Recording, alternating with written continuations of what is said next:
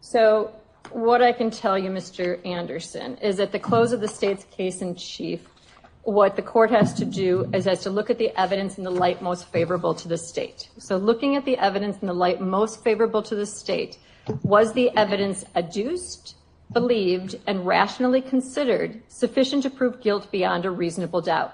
Or in other words, has the evidence that's been presented during the course of this trial in the light most favorable to the state of Wisconsin, could a reasonable jury find you guilty? Looking at the facts underlying this matter,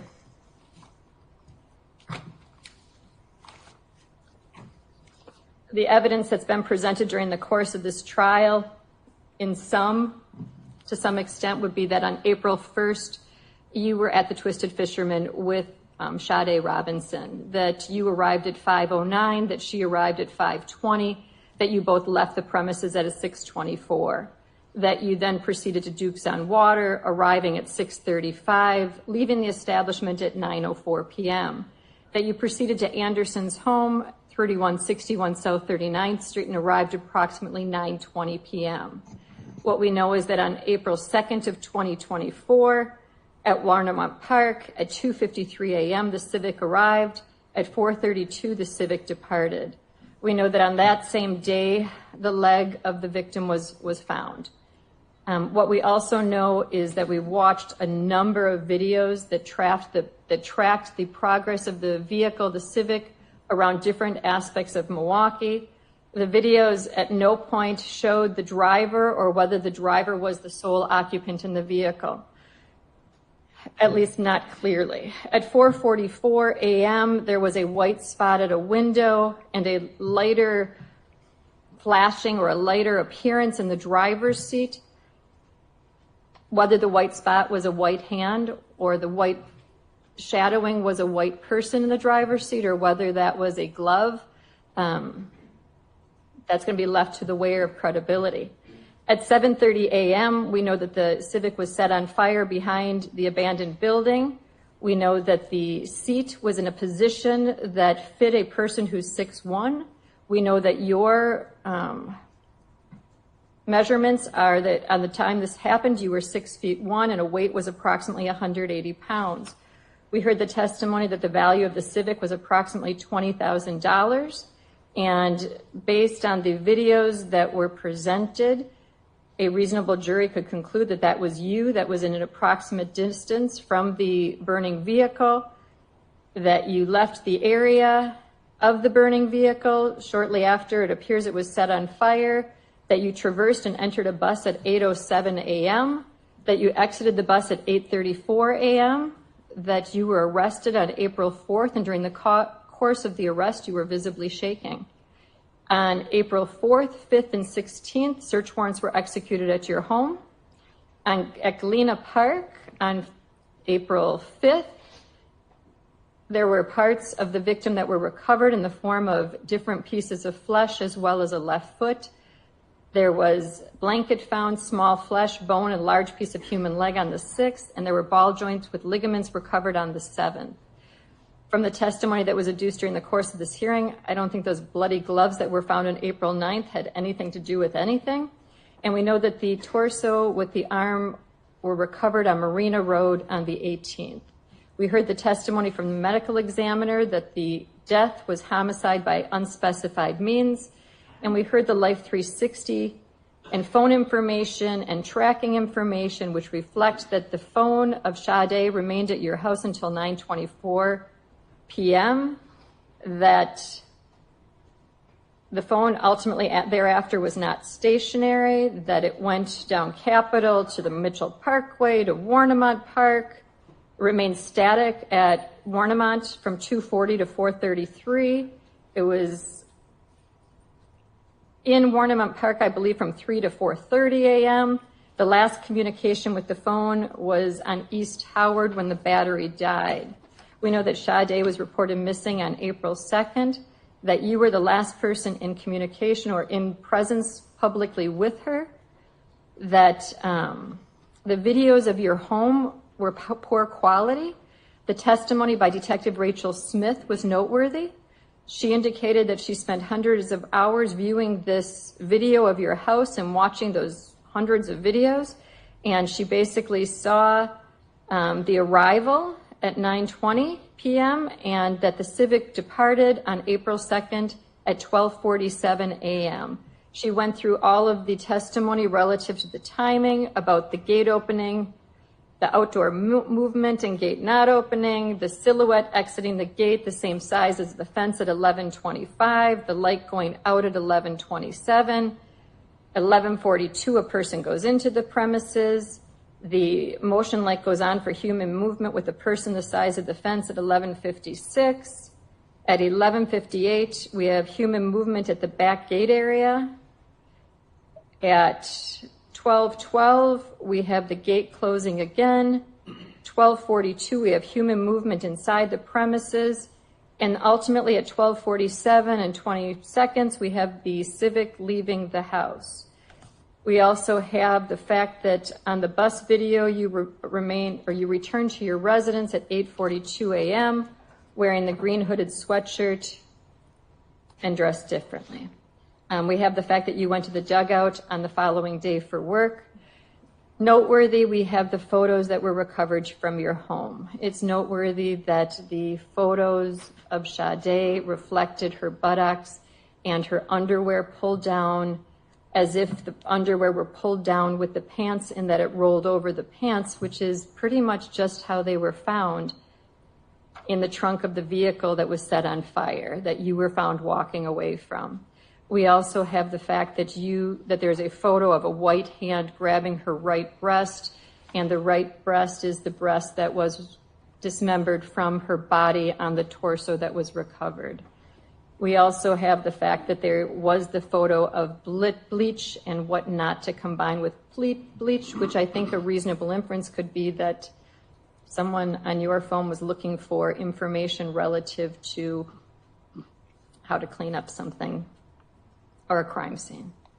So looking at all of these factors together, it's a circumstantial case, but as we know, according to our jury instructions, circumstantial evidence may be found to be stronger than direct evidence. And at this point in time, I am going to find that a jury acting reasonably could convict you on all charges as posed. So I'm going to deny the defense motion, and what that means is I'm going to allow this matter to proceed to the jury. Jury deliberations in Milwaukee. Thank God, because that means Gus T does not have to stay long. And you know what else this means? For all that time, when Miss Scarborough, the newspaper, other journalists, because I heard more than two people say this murder trial is going to last 2 weeks. And really, not even 2 weeks, because Memorial Day was on last Monday. So really, this could be 9 business days, which even if we're going to say it was 2 business weeks, 9 business days is not 2 weeks. We didn't make it to double digits. And if this goes by law, I'm being totally truthful. Totally truthful. Going by logic, Gus T, you sat in the courtroom, Milwaukee County Courthouse, exact same courthouse of the Jeffrey Dahmer trial. You sat there for 8 days now, jury deliberation and all. If you watch, that's one thing, one massive benefit, and massive benefit in terms of my processing what's happening right now, what's going to happen tomorrow, that you would only get if you are in the courtroom, because they didn't show any of the jury selection process that was last Tuesday, nor did they show the jury on camera so you could get an assessment of what's the demographics of the jury. Now, I think they've talked about online how many females and males and all that, but man, I think I saw one report that mentioned how many black people were on this jury, and even that report didn't give a full breakdown of how many white people and non-white people are on this jury. C.O.W.S has done that repeatedly, but now it's important, and you would only get that. You had to be in the courtroom to look over there and count. And then today, I'd say that the whole time, they picked 15 jurors. 3 are alternate, and even that's a deviation from the norm, which is 2 alternates. They picked 3 in this case. They said all along, we're not picking the final 12 until the end, which makes logical sense. Things concluded today, June 5. And let me tell you how sophisticated their selection system was. They drew numbers out of a hat. Are you flipping serious? Yes, in 2025. Might as well have flipped a coin. Rock, paper, scissors. Woo. Anyway, so with all that highfalutin technology for jury selection, they picked it. I'm going to tell you, other times in the trial, I've been sensitive because it's a lot of black females sitting behind me. Like I said, I'm way up front. There's only one row in front of me, and that's Sade Robinson's dad. Literally. Sade Robinson's mom. Sade Robinson's uncle. Those are the only people who have sat in front of me for the duration of this trial. Other than that, I have been front row, not second row, center the entire time. And it's been so heartbreaking for Sade's father. He's had to get up and leave frequently. So frequently, no one has been in front of me. In fact, I think I could have hopped up and sat on the front row if I wanted to. Anyway, being front row, close as possible for this whole time, my assessment, given everything that I have seen, all of the exhibitions, video, witness testimony, everything that has transpired in that courtroom since last Tuesday,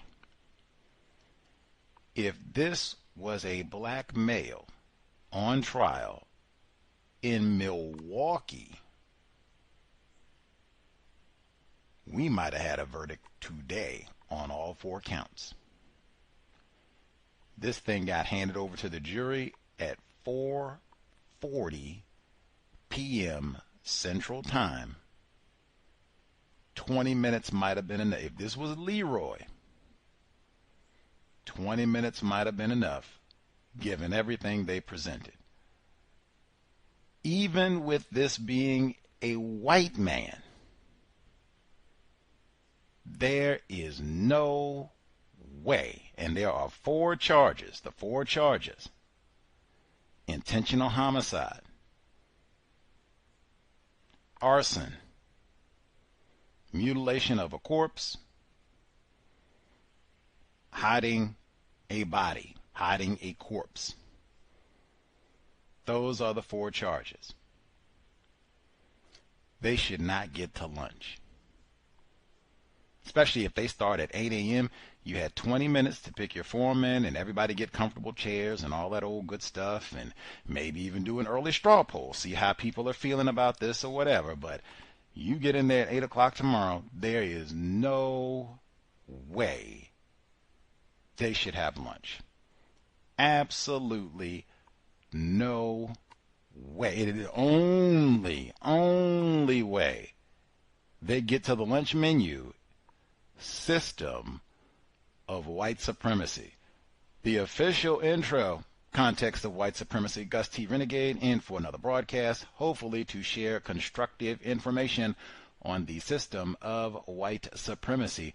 Today's date, June 5, Thursday, 2025. So I have been told, as I just said, kind of surprisingly, it was abrupt today. Now, the prosecution had said, we've got less than 10 witnesses. They had said that yesterday, and then they plowed through a few more witnesses. So it was, hey, we should be low. We should be really close to the prosecution resting. And I had said the whole time, the defense witness list has 6 people on it.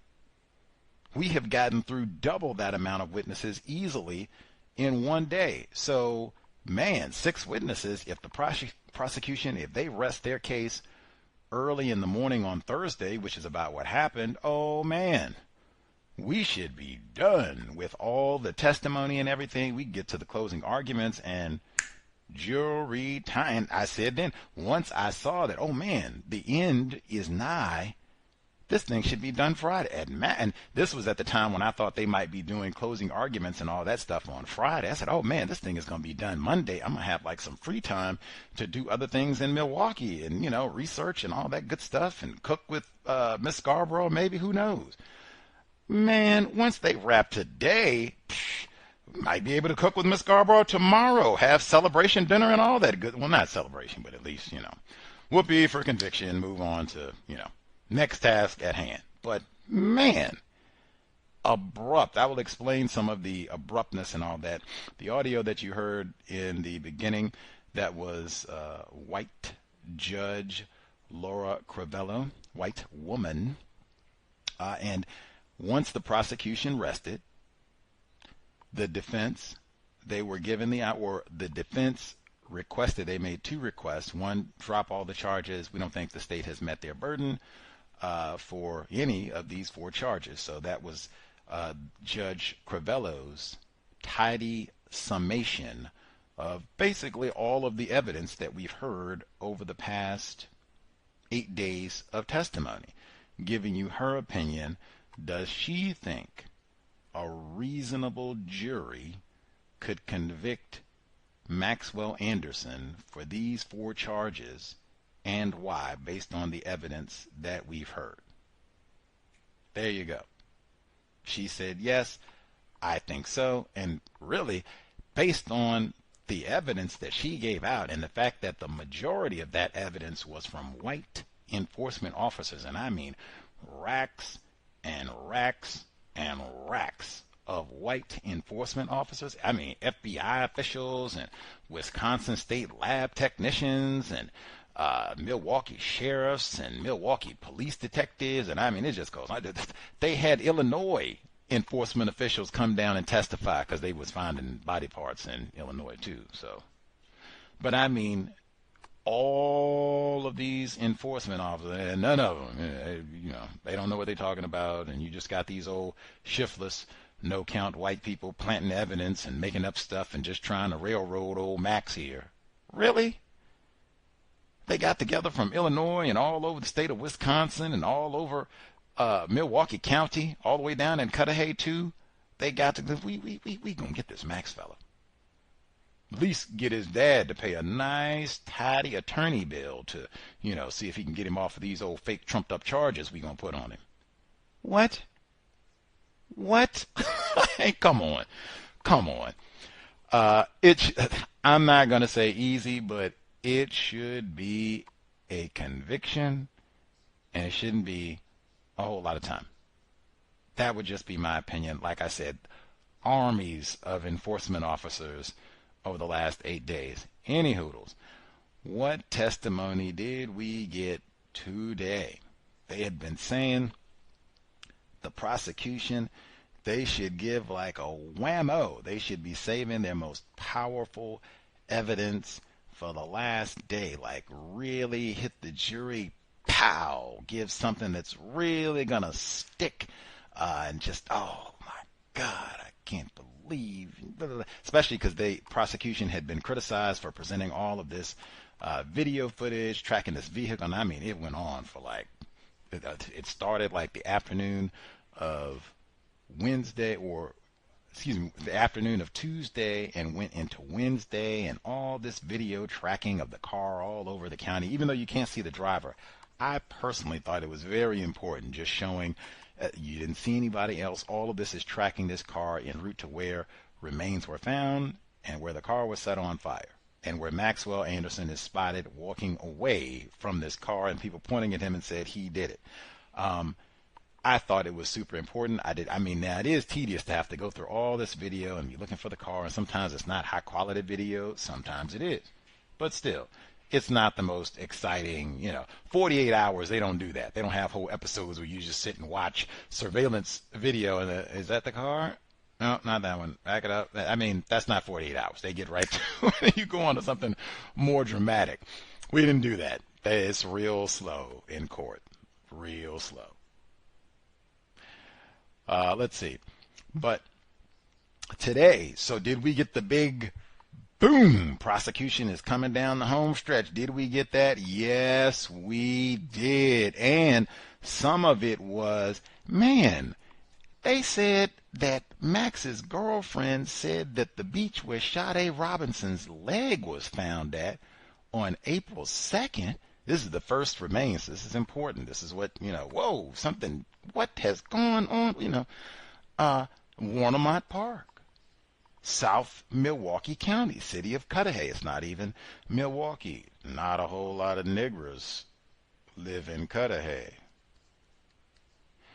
Anyway, but that's where things start at down here in Warnemont Park.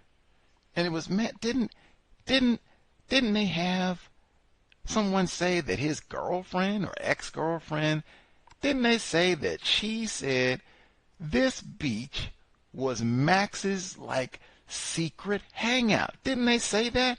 Why didn't they bring her on to, say that? If that's man, that would be powerful. Witness number one, bang, Chloe Wright. And I need to say her name 50 times. Chloe Wright. And I have both my middle fingers up. Chloe Wright. Chloe Wright. Do you know what this heifer had the audacity, the gall, the gumption? This white woman came into court. How long did, let me get my exact notes out so I can be precise about it. This white woman came in this here courtroom, Milwaukee County courtroom, house of Jeff Dahmer, ain't it? She came into court today and said, or I'm giving it to you later on, because she came in court, she gave her testimony, which was important, but after it was over, we learned from Chloe Wright, and that's C-H-L-O-E-W-R-I-G-H-T, Chloe Wright. I'm going to spell it again. C-H-L-O-E-W-R-I-G-H-T. Chloe Wright had the gall, the gumption, the audacity to come in this here courtroom and say that she dated old Maxwell Anderson from May 2021 until March of 2023. That is nigh on 2 years.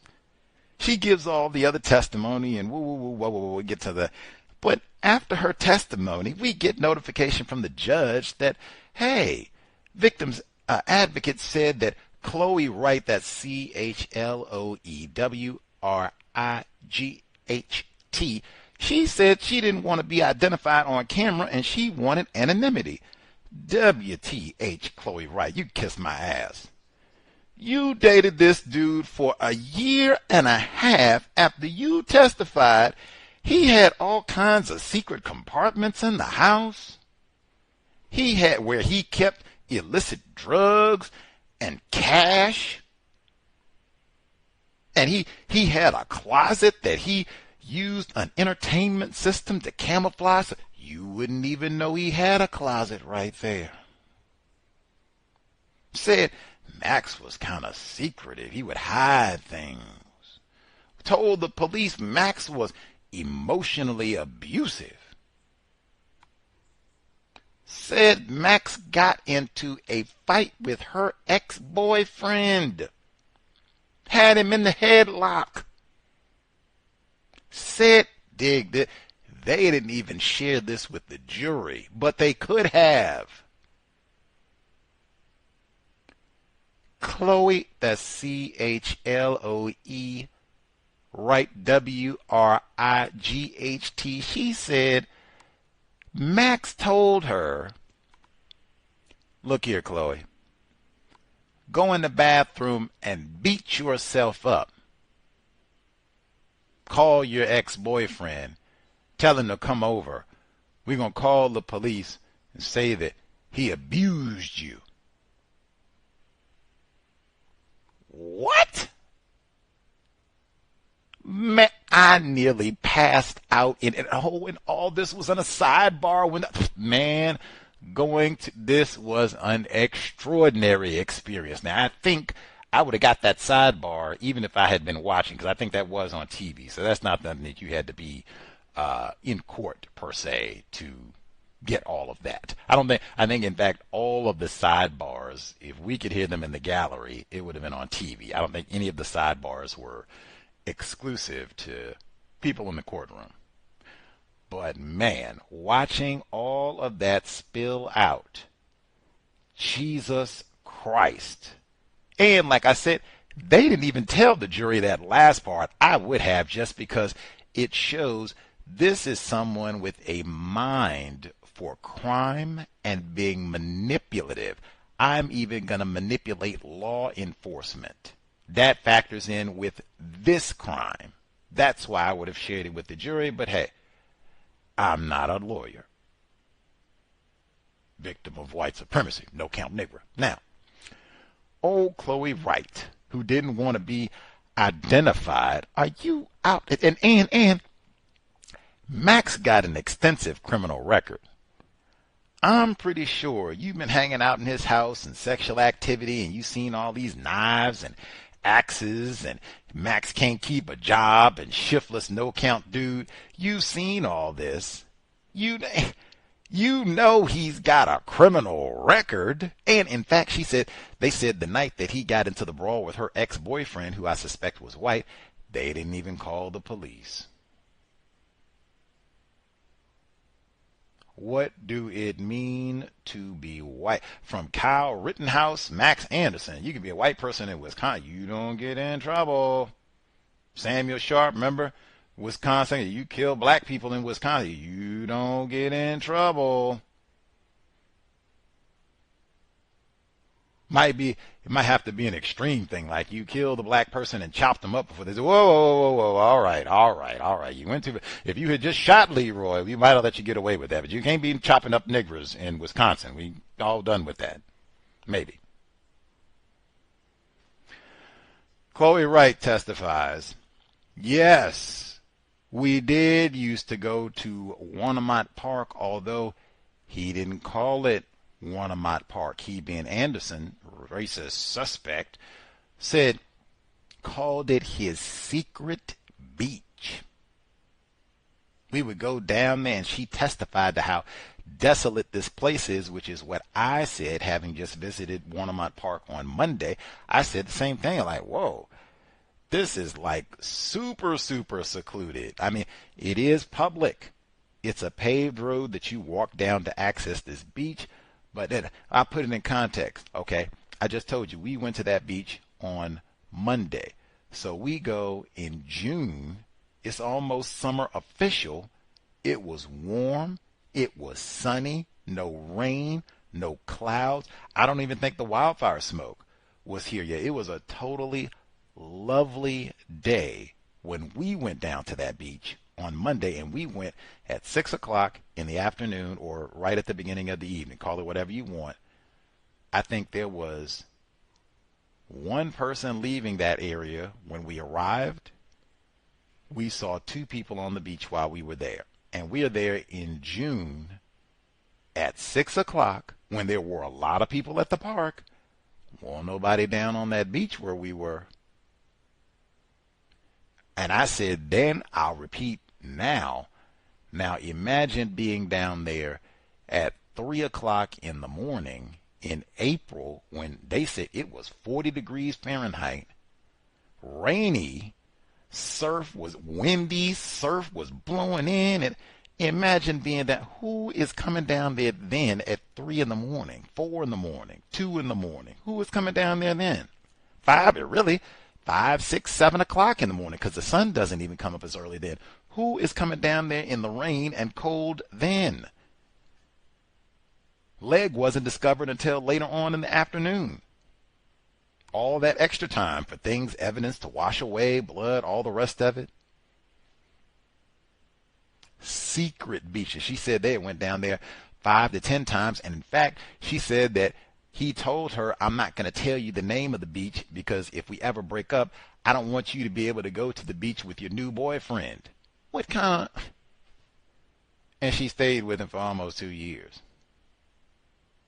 even the tackiness of their arrangement. What did you do? Hang out at his place, go to bars, sit around drinking, because that's all it seems like Max did. Drink and kill. Drink. He don't do Netflix and chill. I do Netflix and kill. Anyway, so Chloe Wright, she testifies to that, and then she reveals this information to enforcement officers once they find out that, oh man, he's a suspect in this murder, and they've got to search his house, and he's got all those secret places to hide things, and oh man, we went down to the beach where he hid that leg, and it's one of my... She even described that. She didn't know the name of it, but she had all the accurate details. I just went to this place, and the first thing that I said was, oh man, it's right next to the airport, because the planes are going right overhead as you turn into the park. That was the first thing she said. She said, I don't know the name of this place. It was the secret beach, but I know it's right next to the airport. I said, yep, there it is. And then they went and showed the pictures, the sign. Anyway, let's see. So that's Chloe Wright. Let's see. Make sure I didn't miss anything. Okay. So they have the sidebar, which was fascinating all the way through. After that, we heard...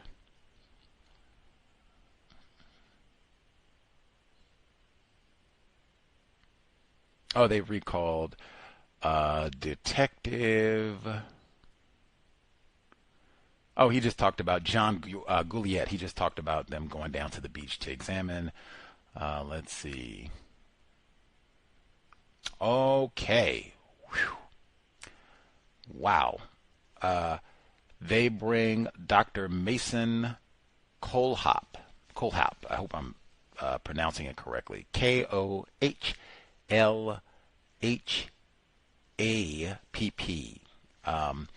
And he was a part of the phone extraction on Maxwell Anderson's phone. Oh, man, this was the conviction of Maxwell Anderson right here.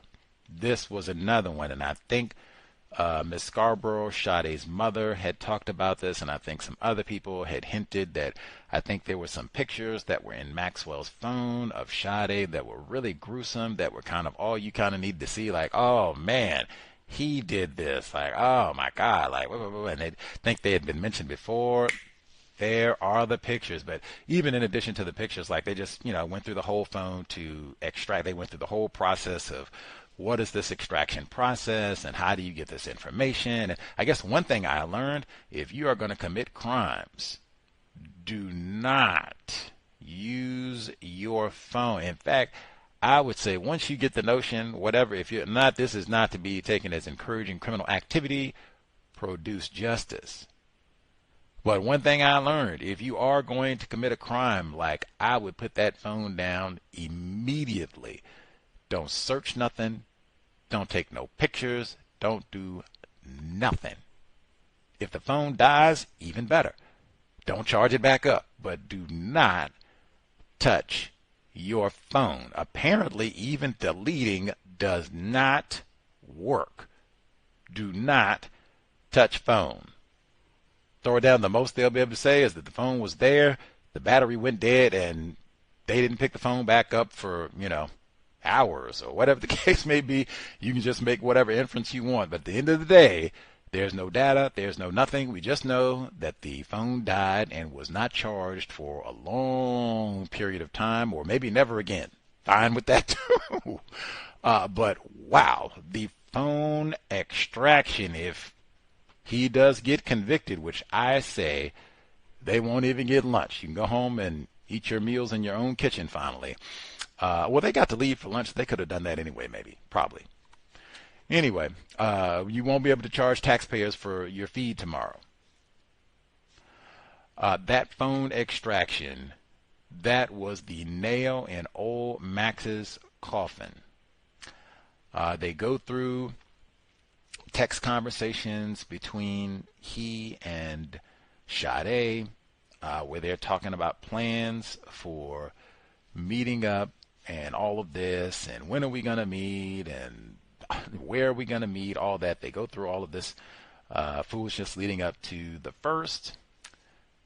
they get to, which is important, but they had kind of gone through some of this before, the text messages between the two and showing when they met and when they were paying. So we had seen, all this before. They get to those pictures. Nail in the coffin. We had already seen the inside of Max's apartment. We had already seen his red tacky sofa. We had already seen the little brown footstool type piece of furniture that's right next to the sofa. The blue pillow, importantly, because there were speculation that there might have been a strangulation of some sort because there wasn't a lot of sound, and that also would be a killing that wouldn't produce a lot of blood. But we had already seen all of this in evidence, and they whipped out those pictures, and you could actually see Sade Robinson's body and her limp, unresponsive body on Max's sofa, like undeniable. That is Max's couch. Undeniable. They got the timestamp and all of that. So this, bang, this is after the period when she has last been seen alive with Maxwell Anderson. Now you got her unresponsive, semi-nude body on his couch. She's face down. You can't even, she is, when I say unresponsive, seemingly unconscious, you can't even see her face. She can't even hold her head up. In fact, prosecutor said she may already be deceased at this point. We don't know. All we know, she is face down in the couch, seemingly unconscious, semi-nude. You can even think about that. They have the audacity to call this a first date murder trial. How many of you are comfortable with someone, a white man, that you're meeting on a first date where you are seemingly unconscious and now you are semi-nude?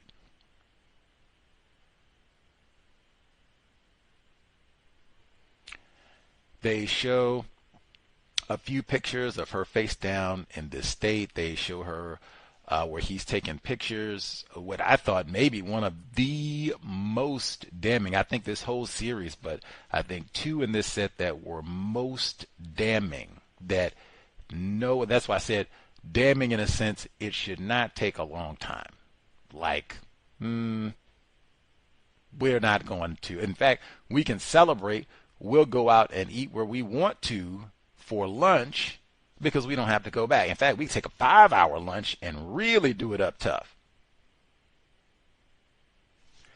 They showed an image of her on the same red tacky couch, and you can even see, for extra, make sure there's no doubt about this, you can see the little brown footstool that he had next to the red couch, which they had already shown all of this.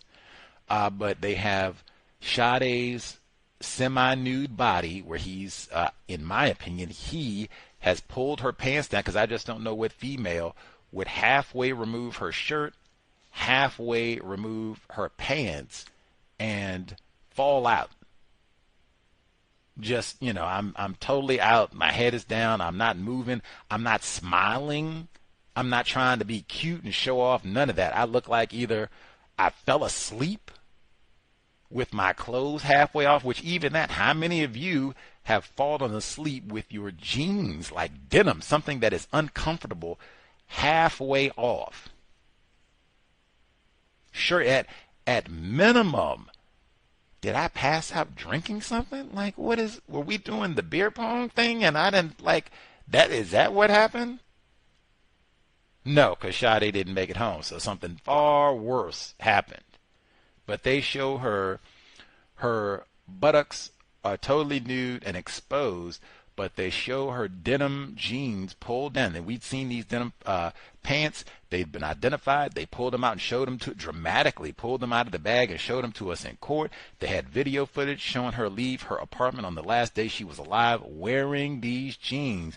They showed that image of those jeans pulled down, and you heard the judge mention in her summary of why this is going to the jury, hey, these jeans have her undergarments, her underwear, they are tangled within the denim jeans on top of them, almost in the identical position that they were found in the trunk of Sade's burned Honda Civic.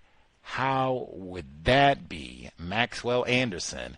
These breeches and underwear would be in the exact same position that they were in the car that was burned. That's one of the charges.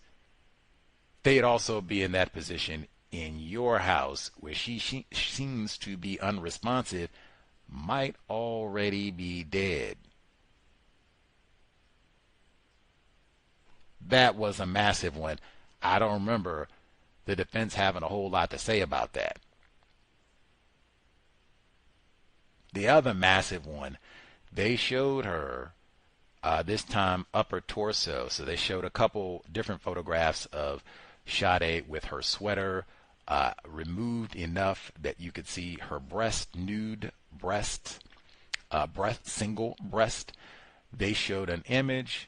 Again, you can't even see her head. Now, again, I want you all females to think of that. How many females, how many of you are going to take, even if this is, I'm going to take some risque pictures from my man, which this was not, because they keep saying it's the first date case. So how many of you are going to take risque nude pictures for a dude on a first date? How many of you take risque nude photos?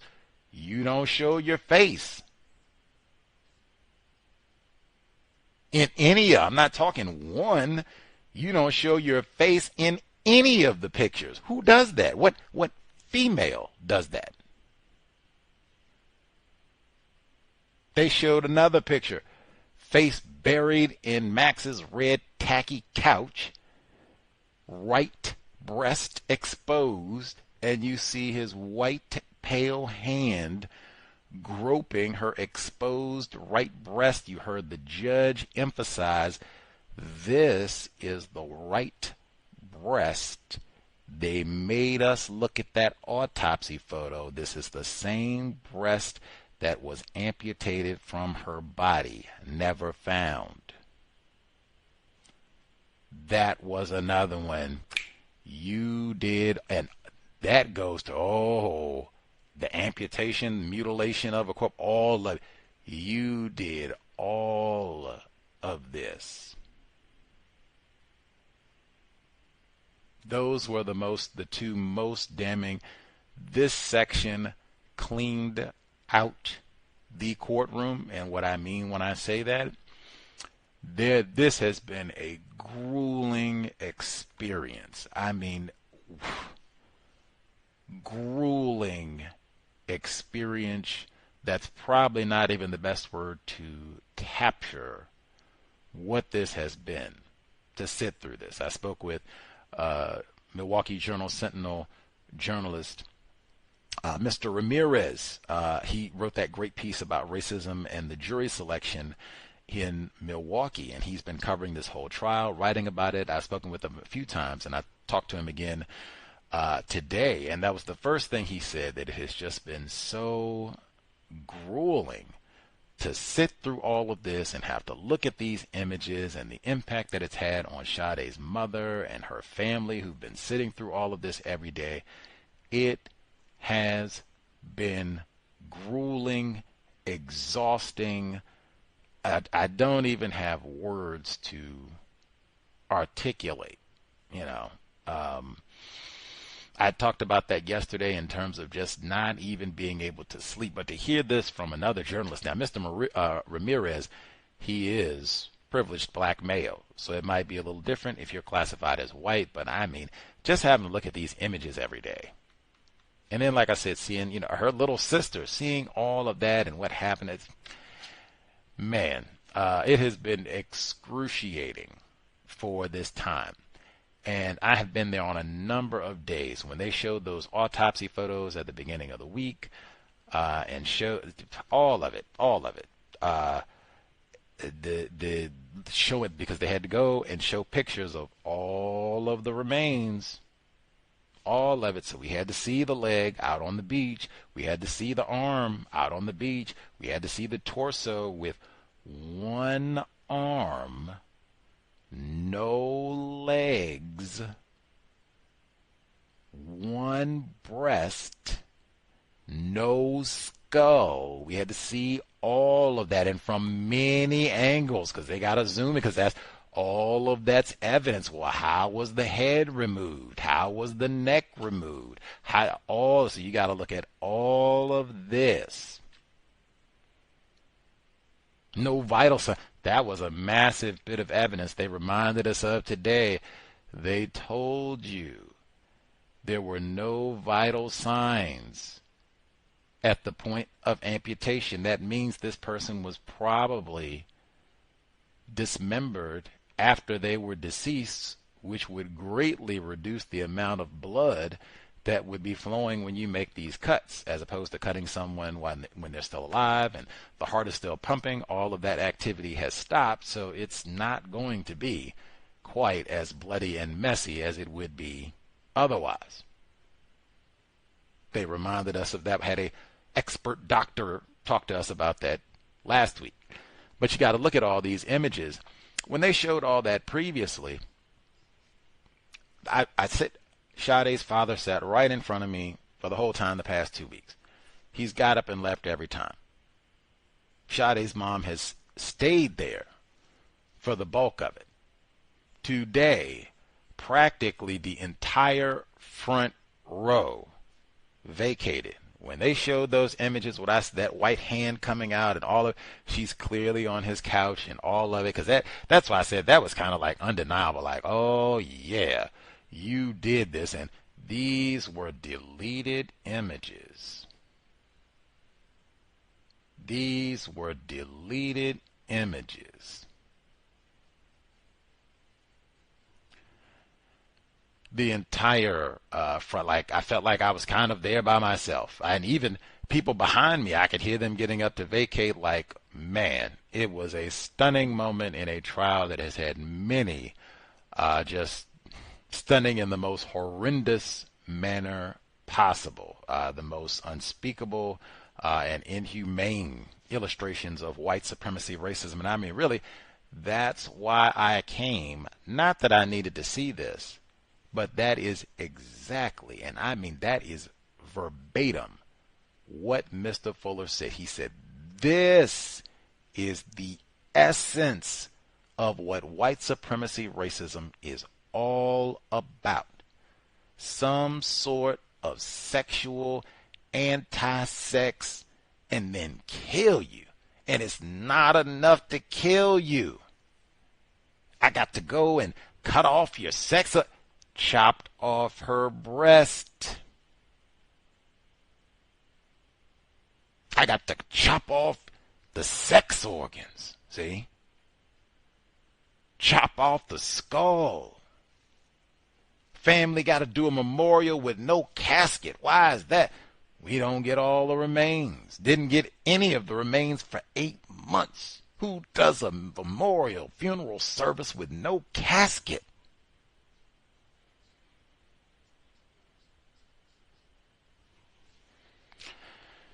Anyway, man, grueling viewing those, but that is the system of white supremacy racism. All of it, everything that is Maxwell Anderson to do, all of that, take pictures about it, brag about it. That's the picture, see?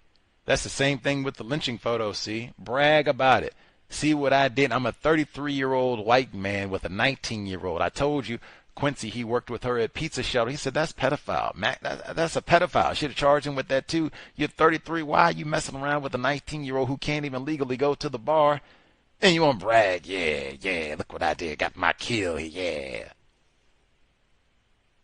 What does it mean to be white? And I'm going to tell you how you can take it, process. I said the words don't really accurately tell you how demonic suspected race soldier Maxwell Anderson is. They went through the whole text record. You know what the last text exchanged between Max Anderson and Sade Robinson, the last text exchange between those two? Sade Robinson's vehicle is burned approximately 7 a.m. on the morning of April 2nd.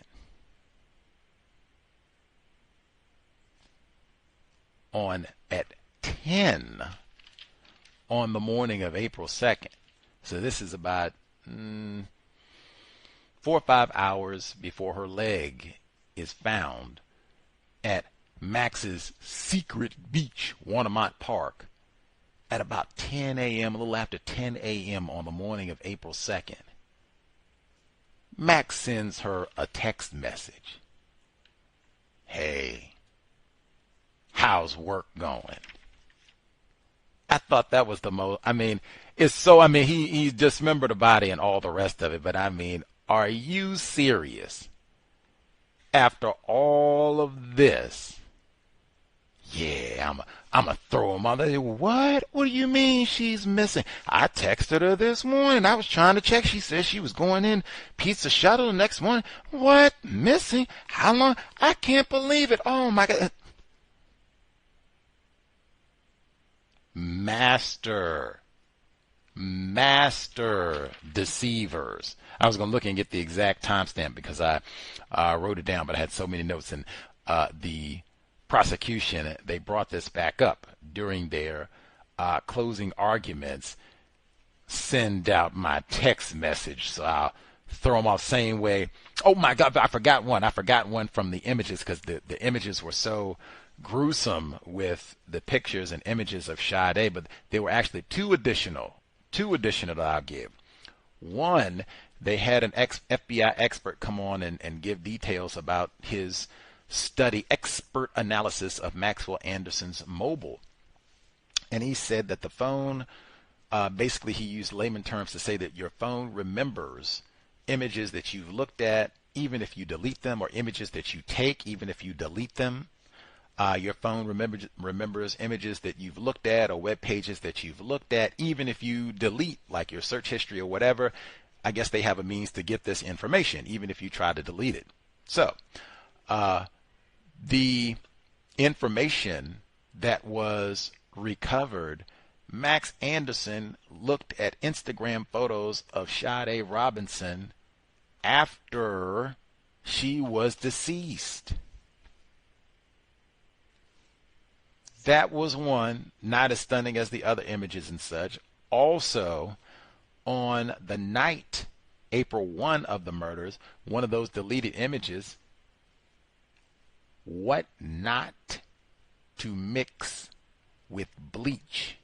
They had the exact exhibit number, all of that. Massive, because you got enough people now that are true crime fans, so they watch 48 Hours and all that. They got to go and see how Columbine was almost blown up. So you got enough people.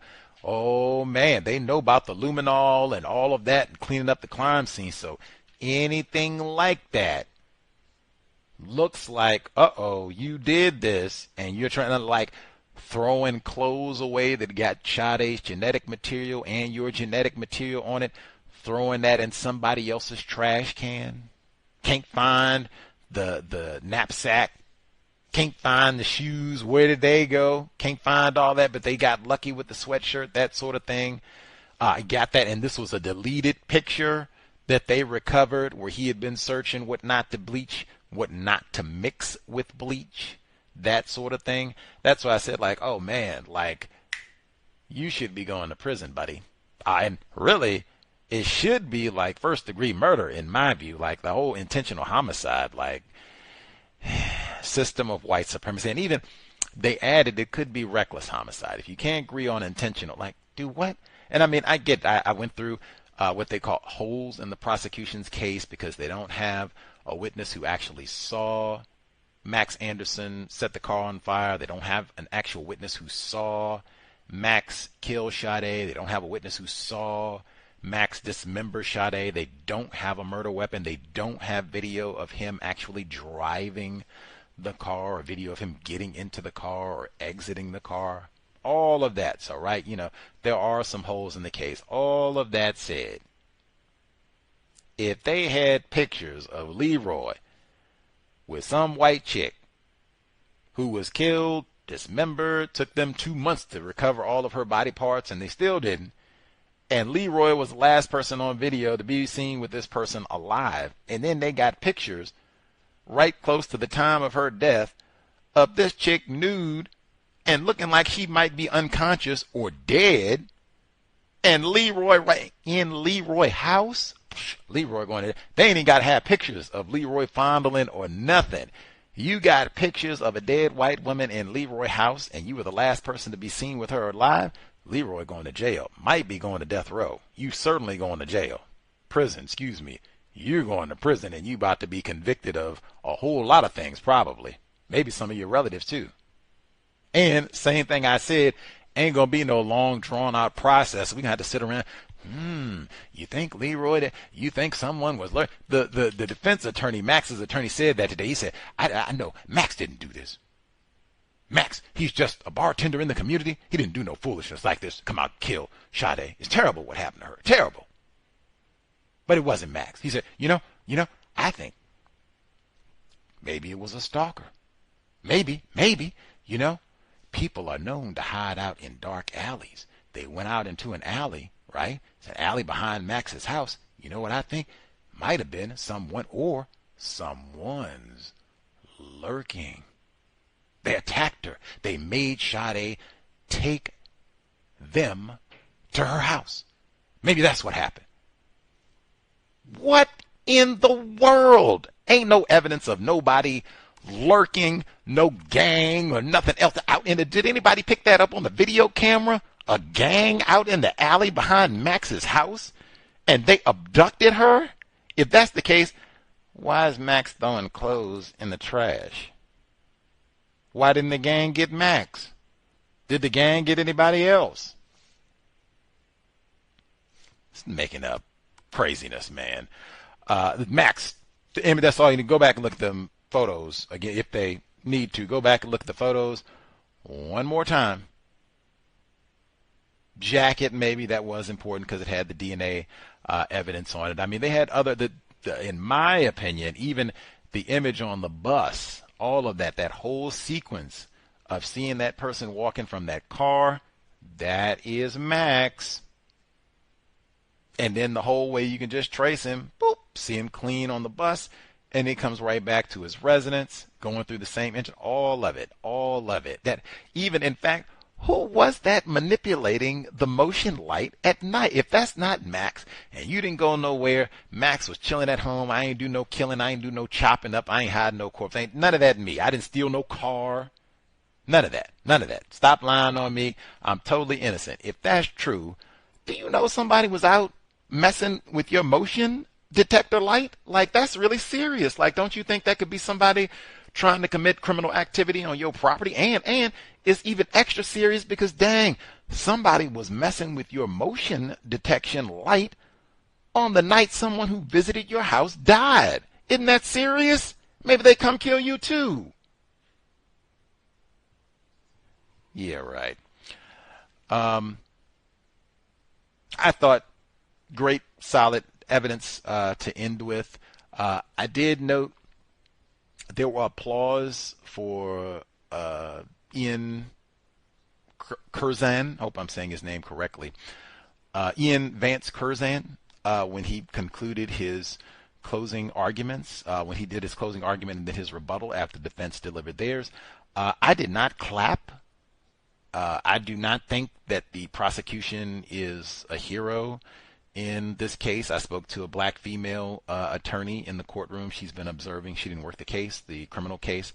And, she was not impressed. I don't think she was applauding and woo, none of that. VGQ, I'm not criticizing anyone who did, but I mean, really? Like, in my opinion, like, first-degree murder,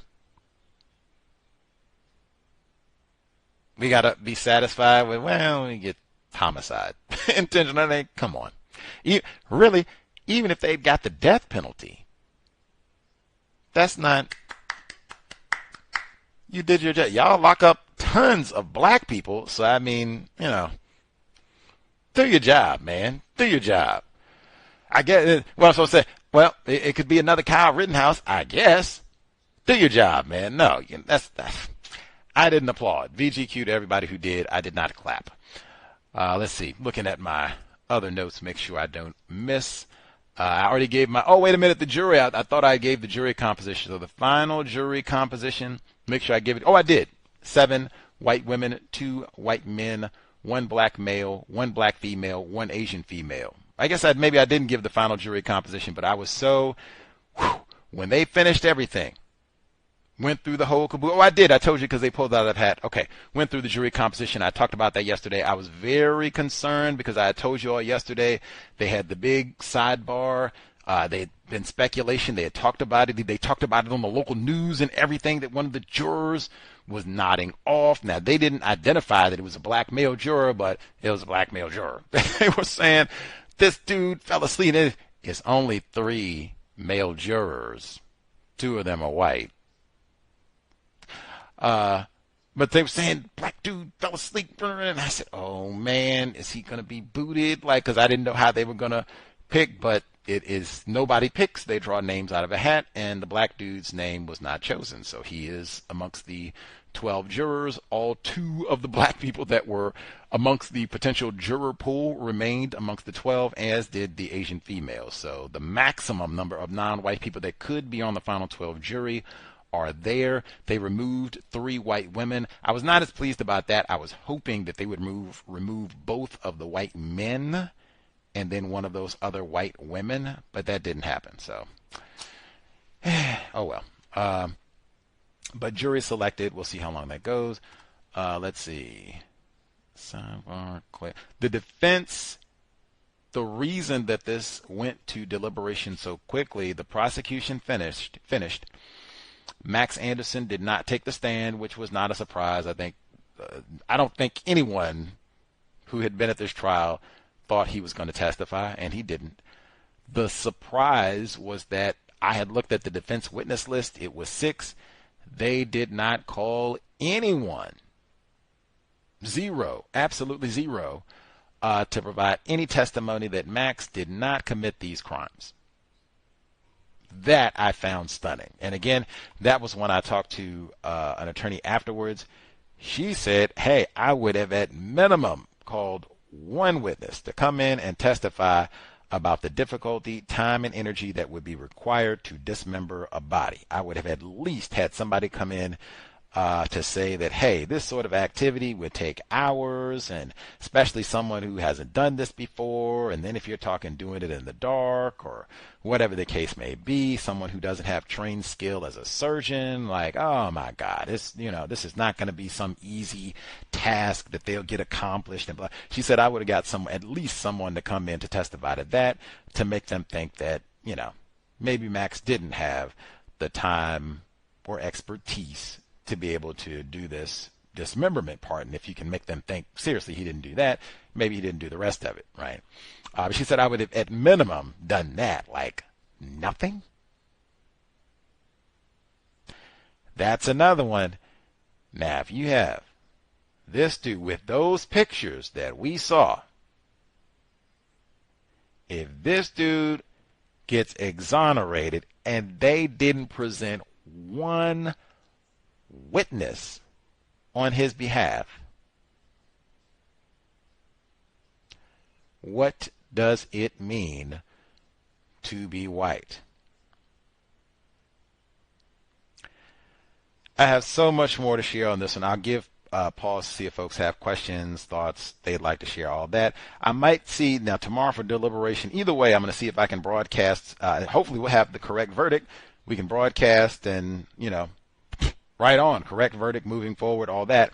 But I'm going to see maybe if I can do some live broadcasting at the courthouse when we get there in the morning for deliberations, maybe talk to some of the people who are there at the courthouse, get them to share some of their thoughts, what they've heard, how long they think deliberations should last, all of that. They might be protesting tomorrow as well, so might be on live early in the morning. We shall see. Today was such, it's been grueling also because it's just been nonstop. Like court is a massive chunk of the day.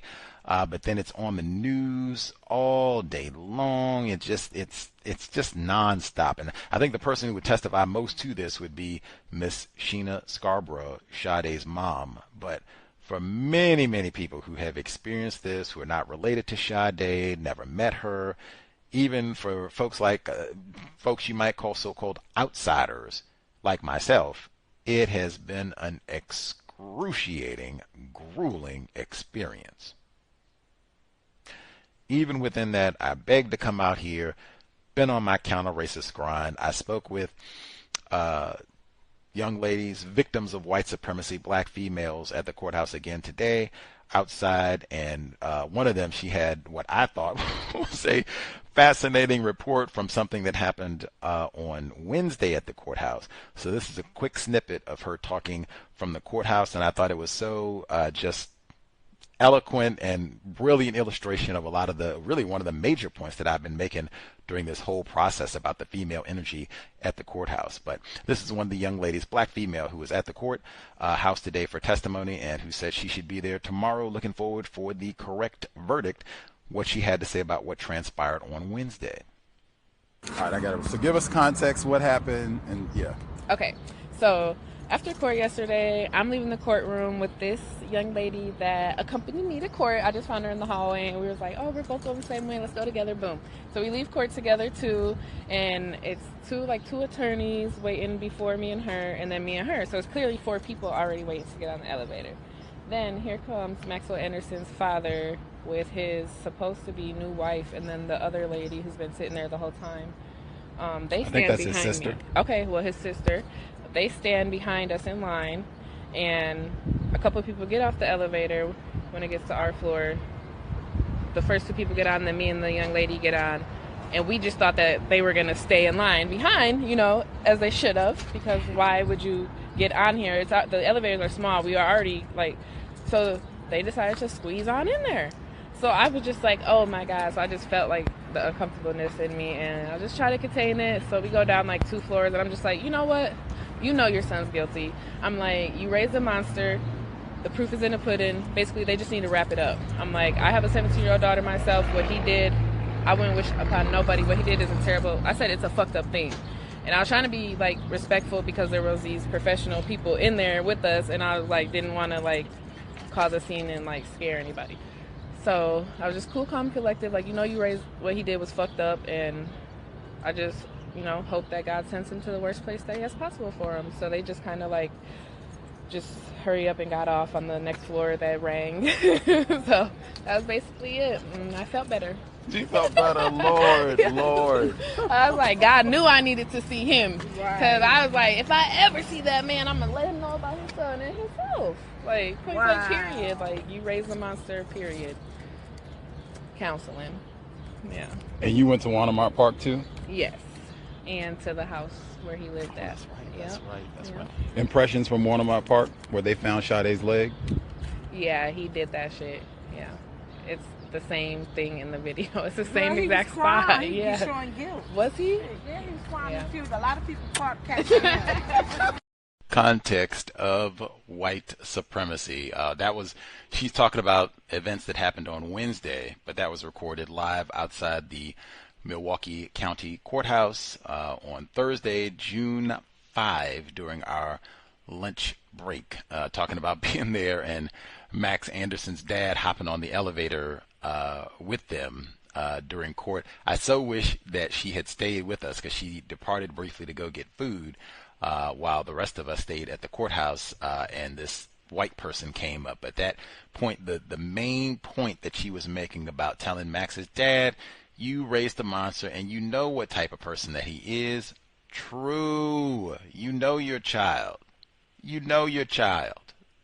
Come on. You're not ignorant about your child, and white people are not ignorant about racism. But yeah, as soon as she left, there's a set of benches, the whole complex downtown where the courthouse is and the police department and the Milwaukee County Jail, all that stuff is right on the same block or so, or 2 or 3 blocks basically, and they're all connected by sky bridges. So it's basically just kind of one massive complex. So we come out of the one building where the courthouse is, and basically like a block over, but it's kind of the same building in one sense. You have like the police department, and they have these benches outside, and they're in the shade. It was a nice day, sunny, like 68 degrees Fahrenheit. So I'm like, we can sit at the picnic table for a little bit, wait for the young lady to come back. I'm going to go get some tea, and then we can get ready to go back inside for afternoon session of court.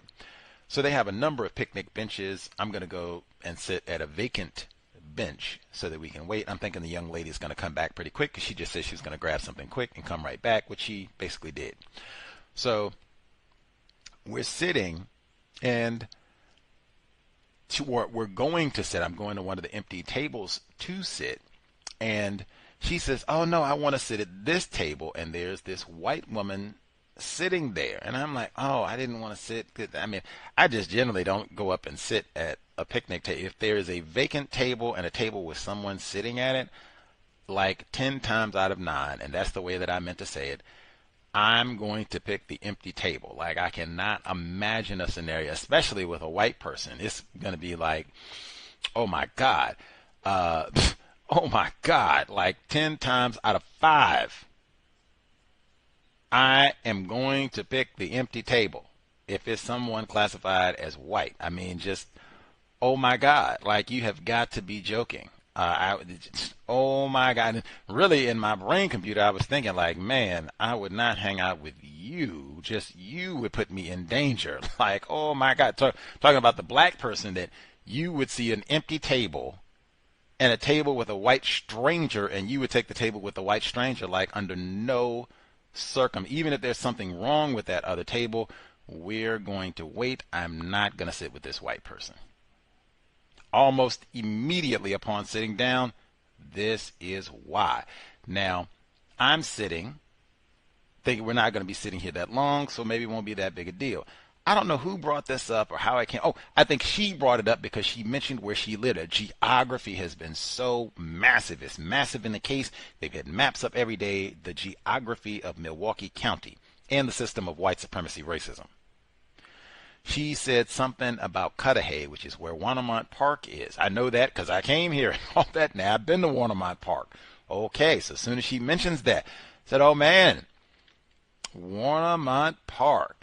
And she said, that was it. I asked, when she said that she grew up in Cudahy, I said, have you been to Warnemont Park? She said, oh yeah, we used to go down there all the time, man. Like, we'd be children, we go down there and do fires. And they testified about that at trial, that white children would go down there. And she said that would be the kind of trouble that they'd have to deal with. White children trespassing, going down there, drinking the underage drinking in Cudahy. But this is a racially restricted region. They didn't allow Negroes to live down there, and there still aren't a lot of black people that live in Cudahy. And it looks like it immediately as soon as you cross the city line. So I asked her, had she been following the trial? She said, oh my God, of course. And I messaged Sade's mother and blah, blah, blah, and all this old nonsense. Okay. And I whipped out my recorder. Bang, I would play this, but this ended up being a longer interview than I had anticipated because she is white and she is not ignorant about racism, white supremacy, and she did the standard tacky. What's the standard? And I told you the young lady that I just played who ended the recording, her interview, with a kiss, unprompted.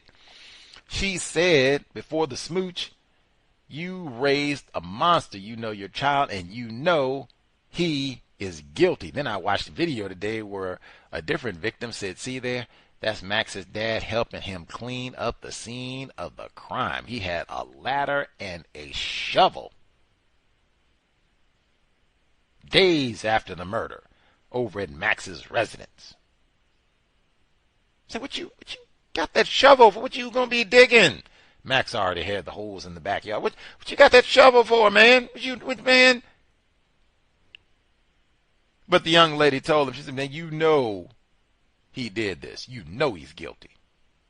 This white woman gonna sit out here and say, I don't think they knew what type of person Max was. I think his parents, they were just ignorant. They didn't know what their son. I think they just been sitting at the trial just shocked and stunned. Like, what? I can't. What? That right there. I paused all of that. Said, whoa. None of that is true. And I mean Chloe Wright.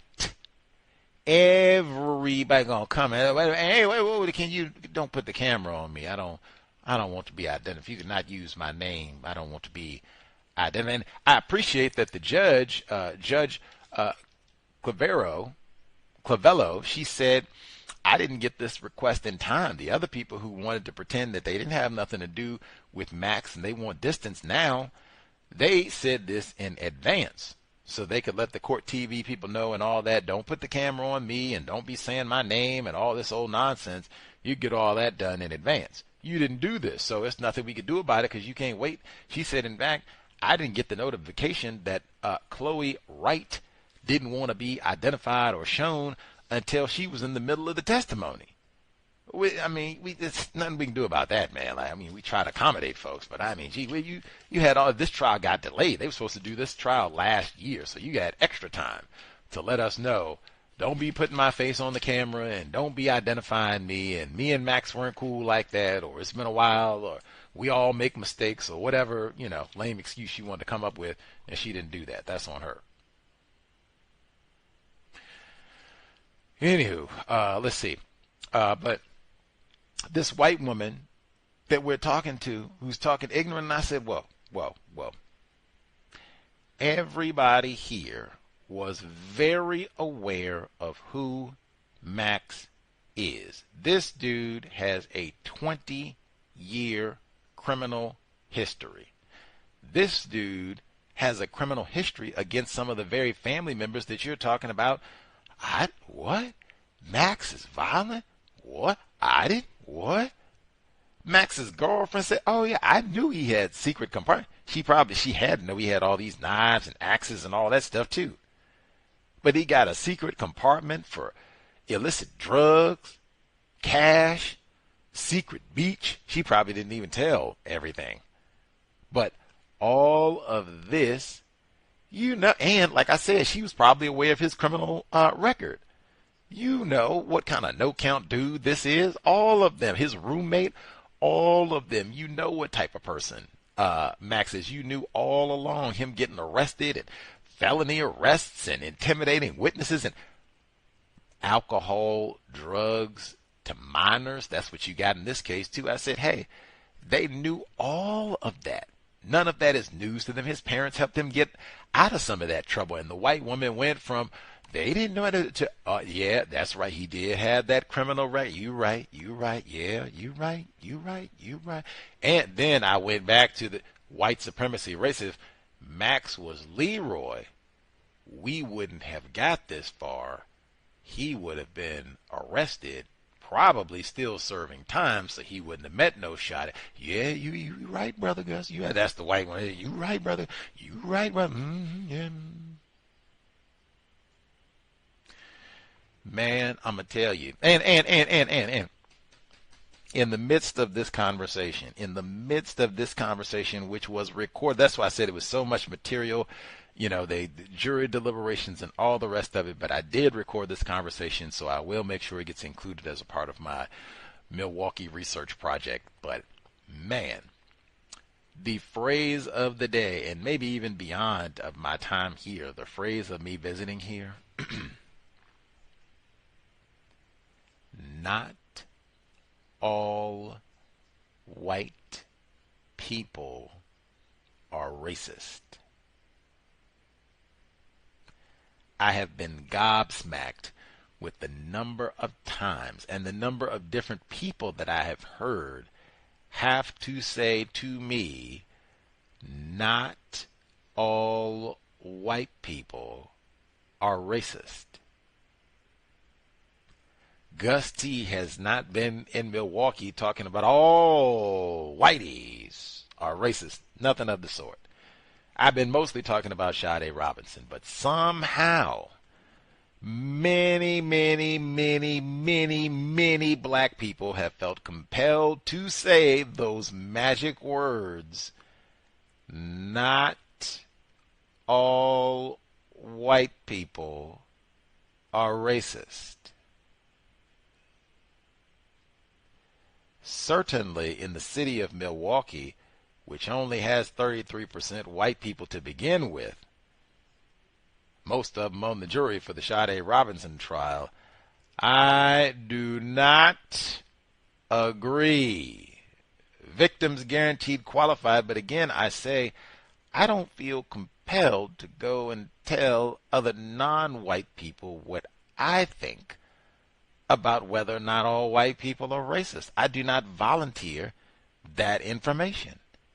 I did make mention of the fact that, hey, you will have a nearly all-white jury in this case in a city that is majority black.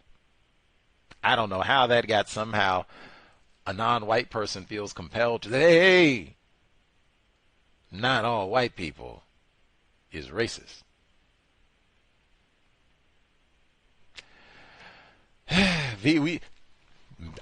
Maya Angelou, we've heard so many black people have said that for so long. I've said, hey, since so many black people seem to think that that's true, maybe some of us should take the position that since, hey, we haven't made no progress on this racism thing, and it's been a problem for so long, maybe we're kind of stupid about what racism is and how it works. So if so many black people think that not all white people are racist, maybe we're wrong. Maybe they are all racist and we have been fooled. That's why we haven't made more progress in getting this taken care of. There should be at least a small number, and apparently there isn't even a small number of black people who think, yes, all people classified as white, they participate in the system of white supremacy racism. To varying degrees, some have more power than others, some more refined than others, but they all, people classified as white, participate in the system of white supremacy racism. That is the position that I have taken, and I think the fact that so many non-white people all over the known universe, and I didn't say black people, I said non-white people, all over the known universe, so many of us victims of racism, we think, we believe, we hope not all white people is racist. That makes us further vulnerable to the Max Andersons, Jeff Dahmers of the known universe.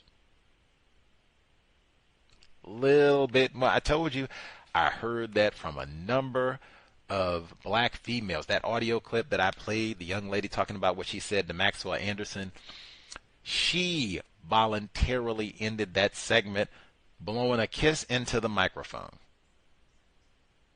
Come on. I just told you I had scent of a woman up there. I told you there's so much female energy in the courtroom, and younger, when I say younger, like teens, 20s, female energy, because Sade was so young. So you have so many younger black females who, you know, right there. And even those who are not necessarily in the courtroom or paying attention like that, or excuse me, not in the courtroom. I've heard from so many folks that I've been listening and, you know, I've been watching, following on TV, or at least keeping up with the news. And, oh, my God. And, you know, I've been terrified. I've heard that, and I haven't been able to sleep. I've heard that from so many, even people who haven't been at the trial per se, or came to one day of the proceedings, not every day.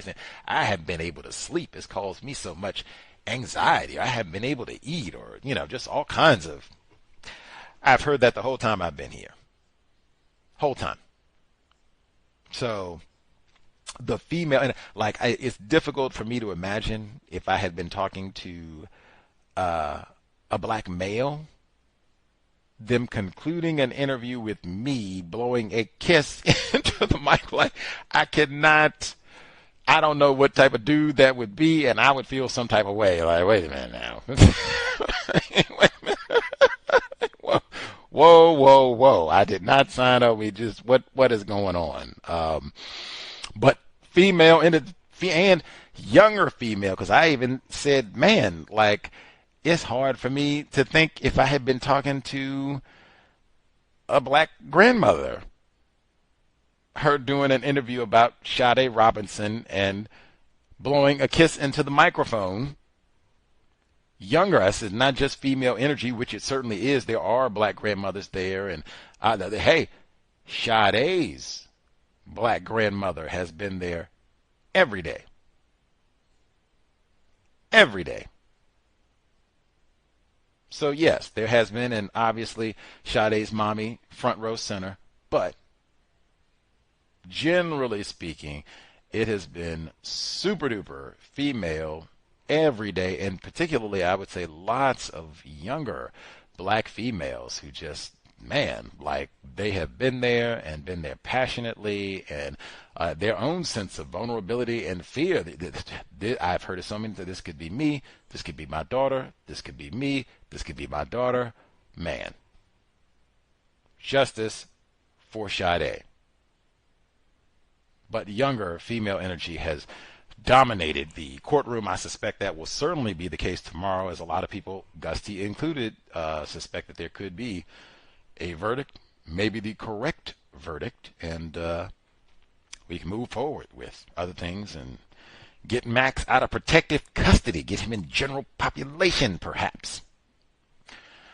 Anything, I do want to make sure I get in. Folks have commentary, thoughts, questions to share, *61. We'll have to see how the verdict goes tomorrow, if we can be back to normal evening broadcast, or as I said, hey, I'm even see if we can broadcast maybe a little bit in the morning from the courthouse. That might be kind of cool. As cool as things can be under these circumstances. I do want to, Miss Scarborough, man, oh man, I will tell you how, I guess you can, how hospitable she has been, and just easily the best thing about Milwaukee. Easily. In the midst of everything that's happened, and even within the microcosm of this Thursday, where once again we have to sit through all of these just gruesome images of her daughter. One more time, we got to look at this, and then today we got to see these images of her child on this suspected racist's sofa, and all the rest of it that I explained.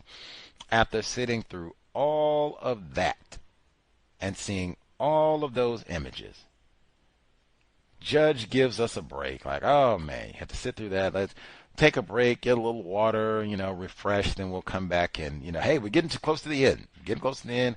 We'll finish up soon. So we go out, take a break. I'm sitting in the hallway. Miss Scarborough, after all of this,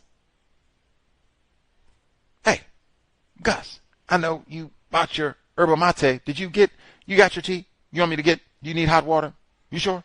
You let me know now. You don't sit out there if you need that yerba mate. You let me know. Man, I could have fallen out. Like, what?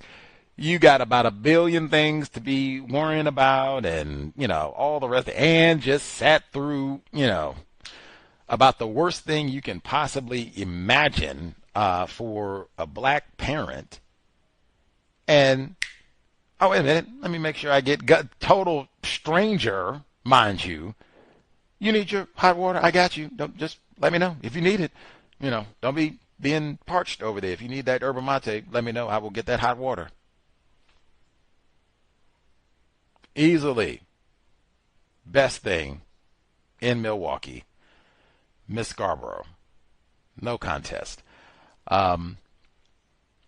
Incidentally, one of the reasons we were a little later broadcasting today, they had the New Jazz Festival in Milwaukee today. I guess it's an annual summer type thing where they'll have like music and booths, and of course can't have nothing in Milwaukee without liquor. But they had all of that, and I told you what the images that we saw, and everything that we sat through today. It has just been grueling. I was already fatigued anyway, and so then to go and sit through all of that and the impact on everybody around, it was a lot. So I said, man, we should at least go check out the new jazz festival, what have you. So we went. They had really delicious African curry, vegan. Got some of that, listened to some of the music. They had horsies out at the event and everything, but I thought it was good to at least decompress a little bit, and then still able to exit without having to be there after the sunset, because I don't like being out in the dark in Milwaukee. Like, kind of dangerous. I don't mess around like that. But I was glad I was able to go and spectate a little bit, get great food, hear some good music. Like, it was a slight balance for all of the, demonic energy. I don't even know what to call it. Racist acts that we had to view in court on this day. Not fun. Anywho, hopefully it'll all be done tomorrow. We can give one more on the trial portion, criminal trial portion, and call it a wrap, maybe. We'll see. But definitely look out in the morning, and Gus T will see if we can do some morning broadcasting from down at the Milwaukee County Courthouse. Let's see. I did want to make sure I read some of the comments, because I've been posting online through different portions of the trial today and things that were happening. One person, they wrote, this is via Facebook, Fox 6 News, which I am watching now, are currently showing edited, blurred out versions of the pictures with a white hand. This is sad, ? I'm also hearing that there may have been some Netflix and chilling going on. I take it that may mean people call watching television, streaming service Netflix, and engaging in some sort of sexual activity, either during, after, before, whatever the case may be, from having Sade. And I mean, even if that was the case, that would not mean that Sade is culpable or to be mocked or ridiculed, because I have seen a lot of that. But to my knowledge, that is not accurate. There have been a lot of rumors, inaccurate rumors, and all of that, people hearing things that are not true. The entire trial is on YouTube. You do not need any special technology or funds or anything of that nature. The entire trial, all massive 8 days of it, that I said I would make. If I had a teenage child, male or female, they're going to do what he live. Man, let me get my smartphone. Man, let me, okay. Summertime, you sit around and binge watch. You can binge watch the 8.5. Hopefully, it'll be the 8.5 days of the Sade Robinson trial since she was a teenager. Binge watch. Write me a report. You can get through, a whole season of Real Housewives or whatever. I think you can do 8 days of trial. You don't have to watch it all in one day. You can break it up over a period of time. But I did not see any evidence in trial of any Netflix and chilling. And incidentally, Netflix did come up on the last day of testimony, but the time that the Netflix came up, we can't even say if, and they said this in court, we can't even really say if Max was watching the Netflix or not. If it was on autoplay and just, something in the background as he was getting ready to do some, what I say, he didn't do no Netflix and chilling. I say he did the Netflix and killing. See?